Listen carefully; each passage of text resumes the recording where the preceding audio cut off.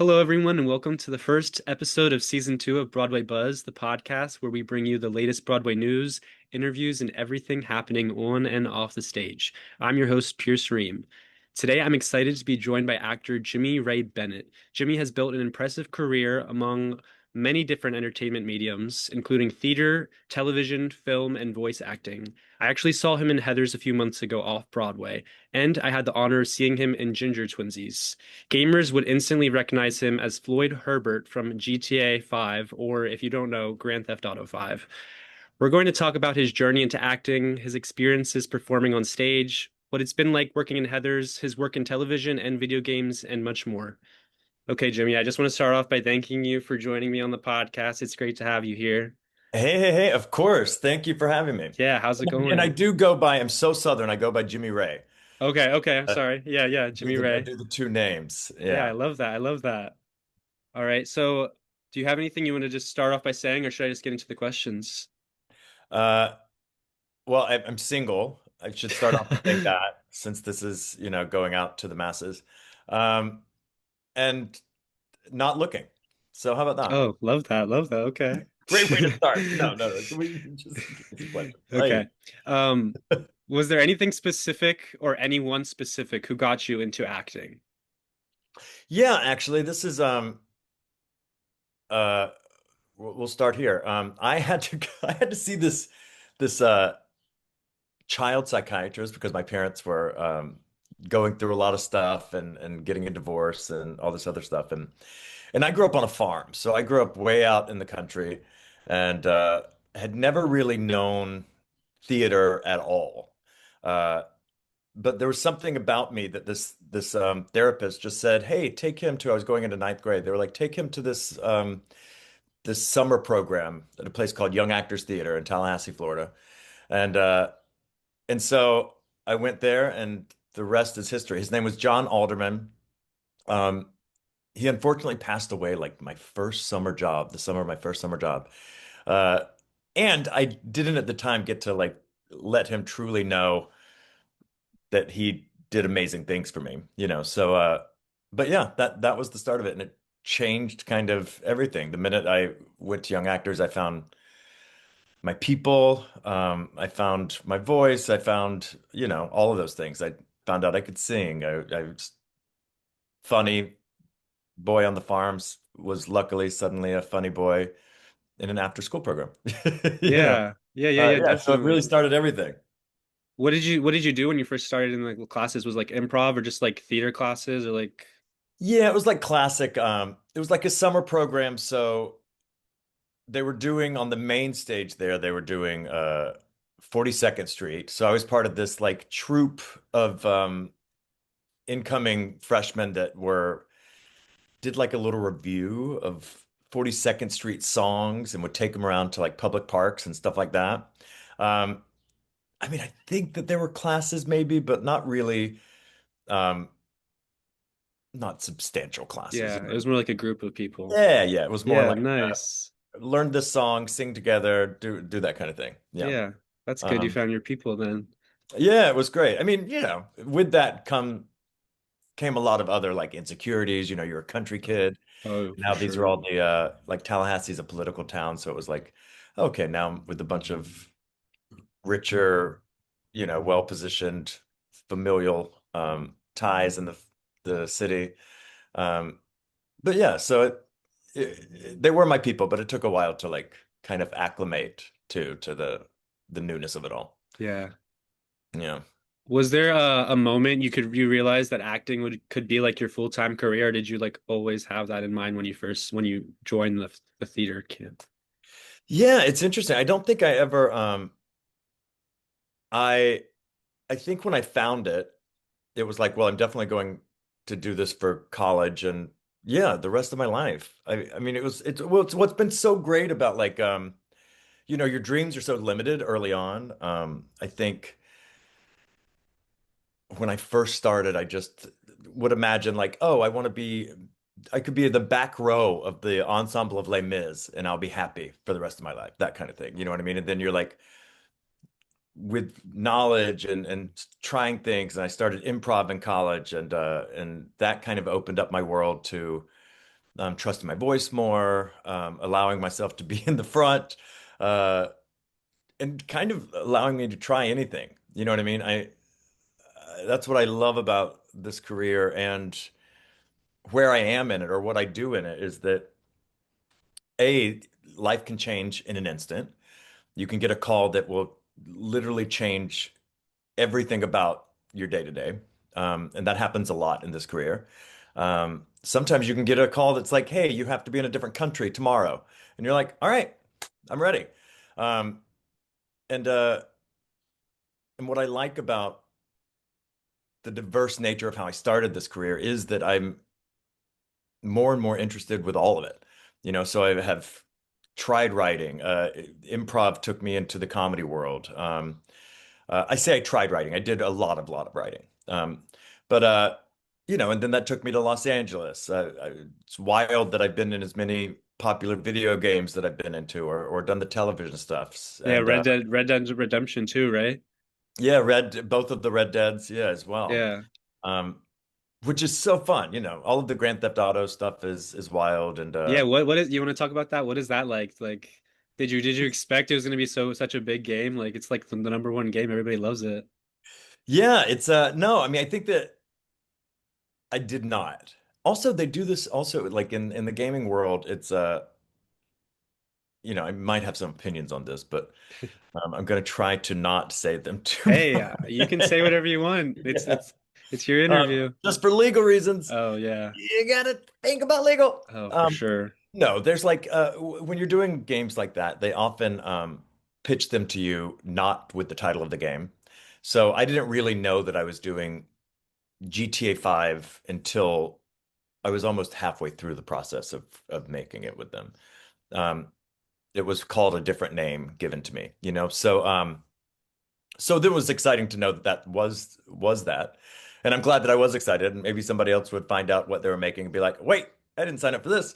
Um, but uh but what was great about GTA 5 is that it was like on and off for a couple of years, like these pockets of mocap, where it would just be us on a set in the green suits with the balls all over us and the helmets and have you played GTA 5? Oh yeah, I finished it a couple times. Oh, well, then you know. So it's like all Yeah. of those like cut scenes and stuff like that. And there's so many different levels of you doing the scene work and then going through and doing just passes in the audio booth of like, hey, don't touch me there. No, or somebody hitting you on the street. So you just do sounds like literally like an hour of just like, oh, no, yeah. I mean, so you're just like, okay.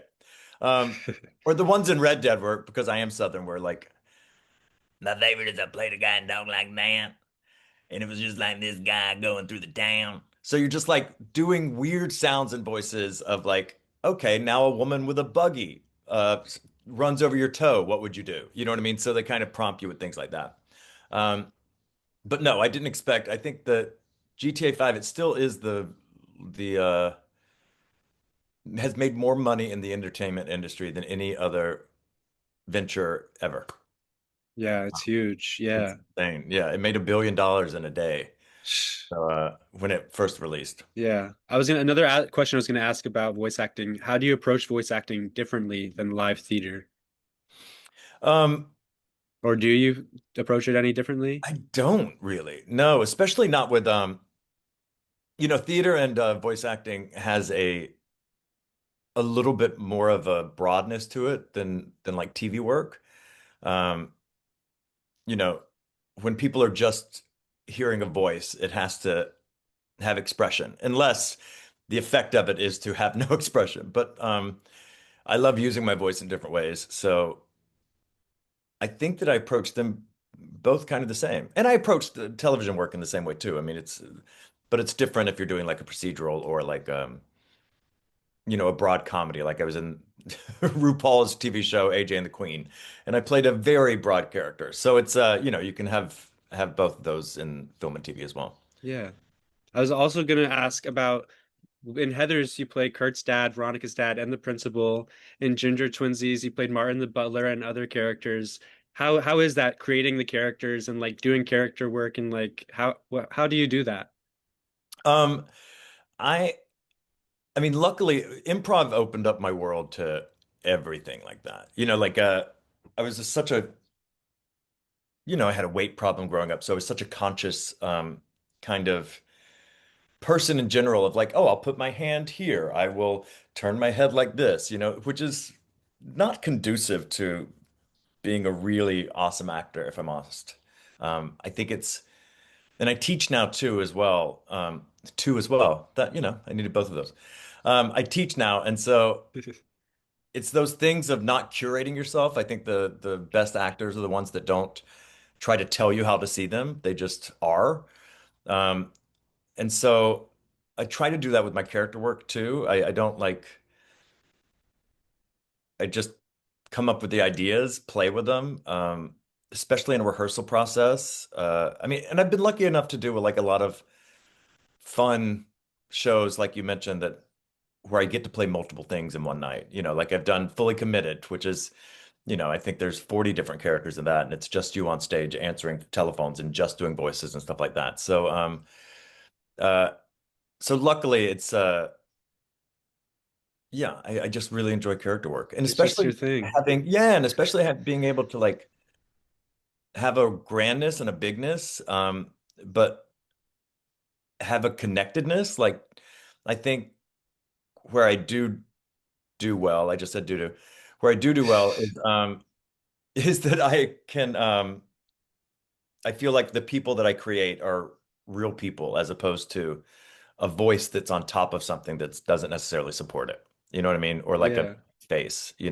yeah, Um, and that's also made me a much better actor, being able to stretch and try all those things. It really connects to when I can just be myself as well. But also being a character actor it's a it's a great thing, but it's also a hard thing in the sense that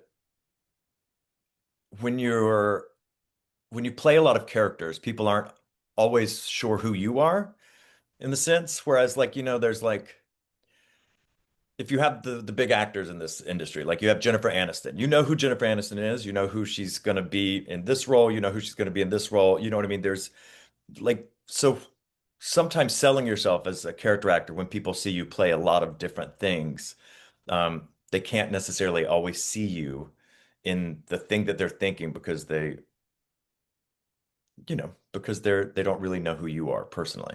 Um, right. so that's just always an interesting thing. Yeah. Yeah, yeah. You're not But I gonna let like it. I'd anybody. much rather be a character guy than not. Yeah, for sure. You're not gonna let anybody subcast you. You can be anybody that you want to be. Yeah. Well, that's Um, always the thing too. We put so many limitations on ourselves about like what we can and can't do in this industry, and I'm like, I can do it all. right. It just might not look like what you want. You know what I mean? Yeah. So, and I'm cool with that. I think that is also good for what I do well, do again, in this business is I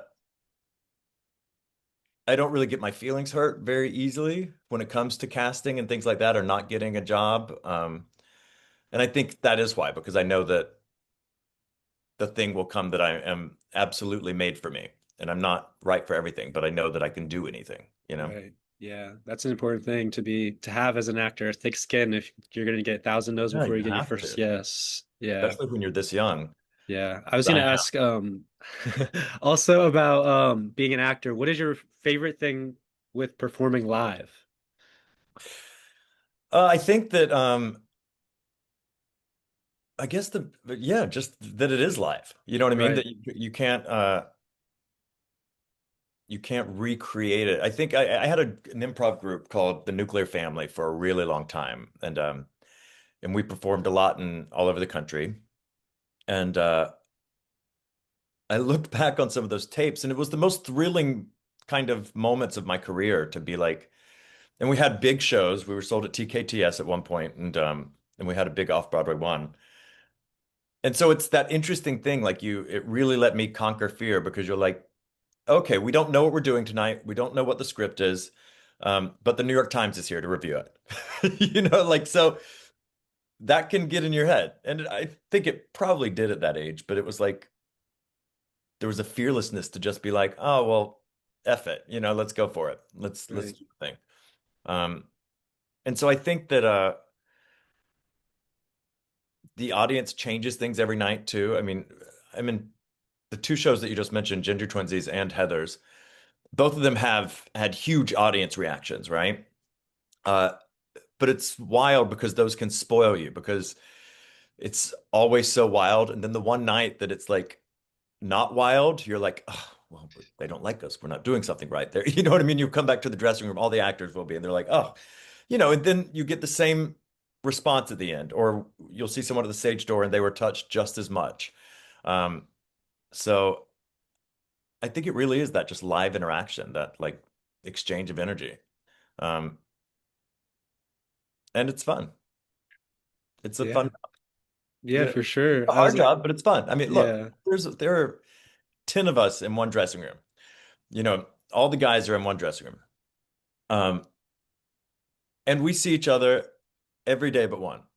So it's a lot of time spent. And so I think what you learn too in this industry is just like how to navigate personal relationships, how to let things go over your head. It's like a husband and a wife. They love each other, but they're definitely going to get on each other's nerves. But it's just like you have to also use those skills of like, oh, this is, you know, this too shall pass. What was it like to be a part of Ginger Twinsies and you're currently in Heathers? What is it like to be a part of such iconic shows with cult followings? It is, well, they're both very different. Um, what's great about Ginger Twinsies is that it was the first production of a show that became a cult hit. You know what I mean? And created a following for it. So, and it's amazing. It's so wonderful to be stopped, even at Heather's at the stage door and people just be like, when they bring up Ginger Twinsies to me, I get so excited just because I loved doing that show so much. The entire process was amazing. The dressing room was brilliant. It was in the iconic Orpheum Theater downtown. Uh, Now, being in Heathers is a little different because I replaced someone, and Heathers is a known entity already. Right. And the fans are worldwide as opposed to kind of the local nature of Ginger Twinsies. Um, and people are very comparative. Uh, I luckily don't know how to find all the chat rooms that people talk about Heathers on. So I stand clear of that, but I do know that they talk a lot. I think the dads don't get as much of the ire as a lot of the others, but I've seen that it affects people in our show. You know what I mean? And certainly at different times during this process, it's been known that because people can say really comparatively cruel things about actors online.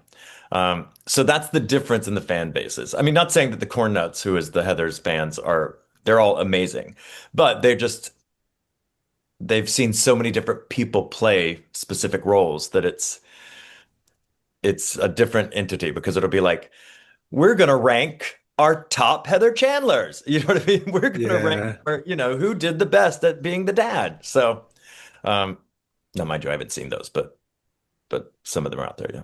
Yeah, I'm sure. Yeah, well, yeah. Yeah, it is a little different. You're like, Yeah. I have written those. Yeah, Like, oh, so you saw I my was post about the. thinking I haven't even thought about that, but that's crazy because it's probably true how people are like so critical online and they don't even think that like the actors can see it, but they can. Oh, absolutely. And people will. That's the interesting thing is that people can be that way not online too. You'll what people will say to you at the stage door sometimes you're like, oh, okay, all right, wow, Oh okay. wow. You What's the just smile craziest and thing you've heard at the stage door? smile. Well, no, I've heard that. I mean, look, there are some fans that have been like, you said a line wrong. You didn't say the full wordage, or something like that. You know what I mean? Right. I,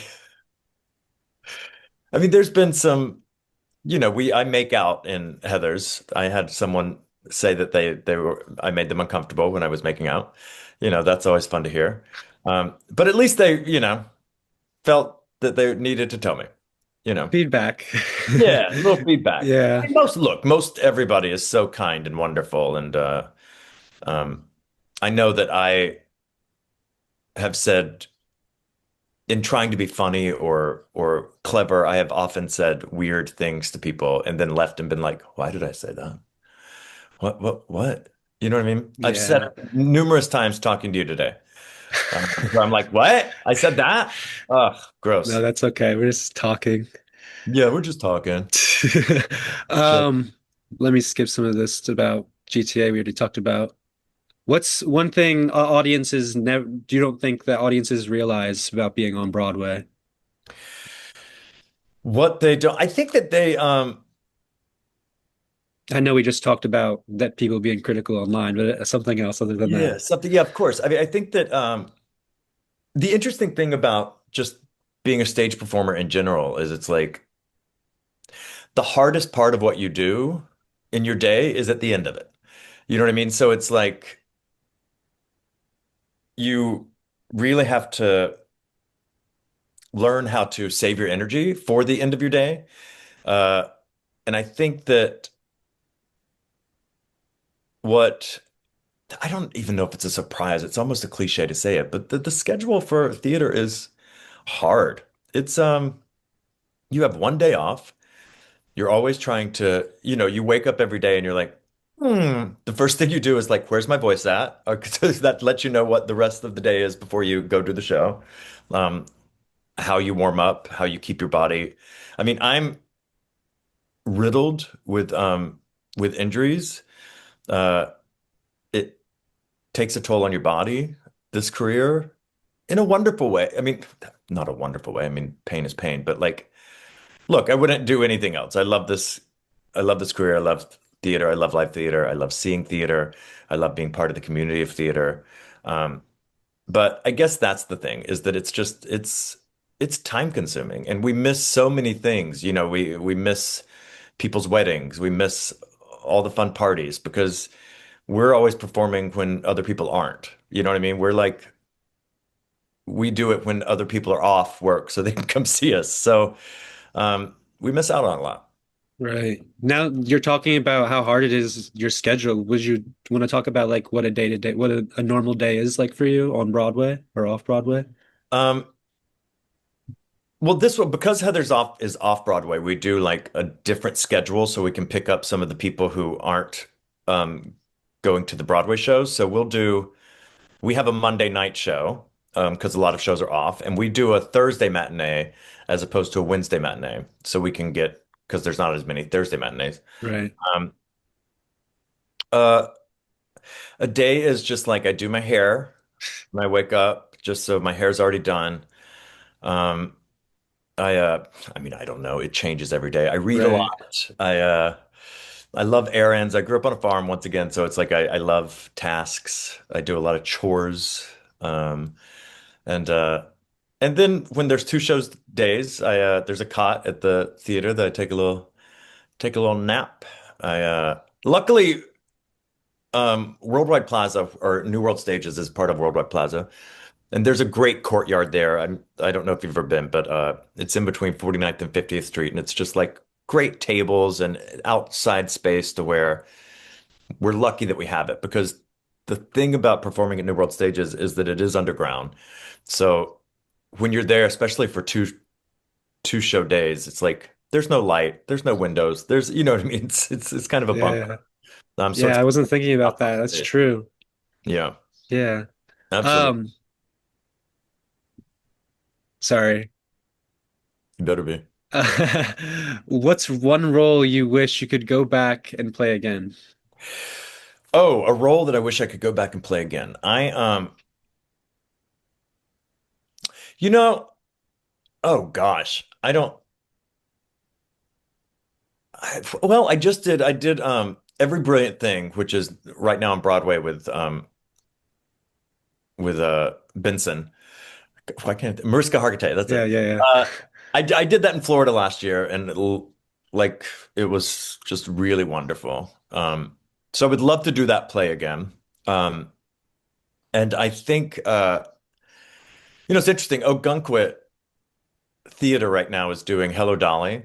Um, and I was looking at it, and I did Hello Dolly at Ogunquit as Cornelius with Sally Struthers the last time they did it. And I'm way too old to play that role, but I really loved being Cornelius. That was really fun. Yeah. Yeah. And I think Nice. when I played it, I was the age that he was supposed to be. So that was right, which I think was 32 and a half. Yeah. What's the most memorable backstage moment that you've ever shared? Whoa, memorable backstage moment. Or most chaotic if you don't, or Yeah. both. I mean, yeah. Okay. Well, one of the best things about me and the worst things about me is my memory. Meaning, which is why, like, I'll never be in a fight with anybody because I would have forgotten what we fought about. Uh, like, so I don't. So there's just, there's so many. There's tons of them. I mean, I think that, but I think, oh, well, one of my favorites is I won't say any of the names, but I was doing, Damn Yankees a while back at, City Center Encores. It was Jan Krakowski and Sean Hayes and Cheyenne Jackson. It was a brilliant, amazing cast, and I played Sahovic. And I was one of the guys who sang Heart. Um, and that scene coming on for that scene, somebody wasn't on stage. And the thing about City Center is like there's some of the dressing rooms are really far from the stage. Um, and so someone wasn't on stage that was supposed to be, and all we heard was over the loudspeaker in the show was, "I'm in the effing elevator." Um, so that was really fun. That sticks out to me as a good fun blunder. Yeah. Um, yeah, and but it's tons of things like that. Yeah. That's Line, live theater for you. Hell yeah, yeah. lines messing up, all those things. People not showing up on stage, and you have to figure out what to say or do to cover for it. That's always fun. Yeah. Awesome. Do you have anything you'd like to say as we wrap up? Okay, what do I want to say as we wrap up? Well, I said I was single, so I got that out of the way. People know that I do my hair early. Okay, so that's good. Um, adopt animals. People should do that. And get them spayed and neutered, because that's important. Um, support better policies, uh, globally. That's good. Um, give to food banks. Do that. Oh, buy beef sticks to hold in your bag, and if someone's hungry on the street, give them beef sticks. Self-contained, a little bit of protein. That's always good. Sea heathers. Eee. Let's see. Vote for me. I'm not running for anything, but if I ever do, vote for me. Um, and find out my Venmo and just send me money. That seems like a thing that like young people do now. Just like post their Venmo and then people send them money. So Yeah. I think that whoever's listening to this, find out my Venmo and send me money. Yeah. Post it on your Instagram story. Do you want to tell us your Instagram? Oh yeah, I should know it. Oh, I Uh, can pull it up. Is it just your name? I think it's just my name, right? Jimmy Ray Bennett. Yep. Jimmy Ray Bennett. JIMMYRAYBENNETT. Um, and you can send me money through Instagram too. Yeah. Can you? Pierce, can you? You can. I don't think you could become a subscriber to your page and then that gives you money, I think. Oh, really? Okay. Yeah. You have like Yeah. they have like subscriber stories where like you can be a subscriber and see like only like their it's like a close friends kind of, but you pay for it. Oh, wow. Yeah. Well, I definitely don't know how to set that up. So, So just t send him a DM and ask him for I'm his good. You guys don't Venmo. have to send me anything. Certainly not money. Just come and see live theater in New York City and all over the country because there's amazing theater that's not happening in New York, everywhere around. You know what I mean? So you can find quality stuff like Fulton, Right. right? Yeah, I'm an intern at the Fulton. We were just talking about that before we started the Yeah, podcast. Yeah, which yeah, is a brilliant theater, and such a mainstay of that community and of the country. So yeah. Support your local theaters, folks. For sure. Thank you so much again for taking the time to join me today. It was such a pleasure to hear about your career and all of the experiences that you've had on stage and screen. I really appreciate you you sharing your stories with us. And thank you to everyone for listening to this episode of Broadway Buzz. If you enjoyed today's interview, be sure to follow the podcast wherever you listen so you never miss an episode. You can also follow us on Instagram at BWay Buzz Podcast for Broadway news, updates, and behind the scenes content. If you enjoyed this episode, I'd really appreciate if you leave a rating or review. It helps more theater fans discover the show. Thanks again for listening, and until next time, I'll see you at the theater. Thanks, Jimmy. All right. Thank you, Pierce.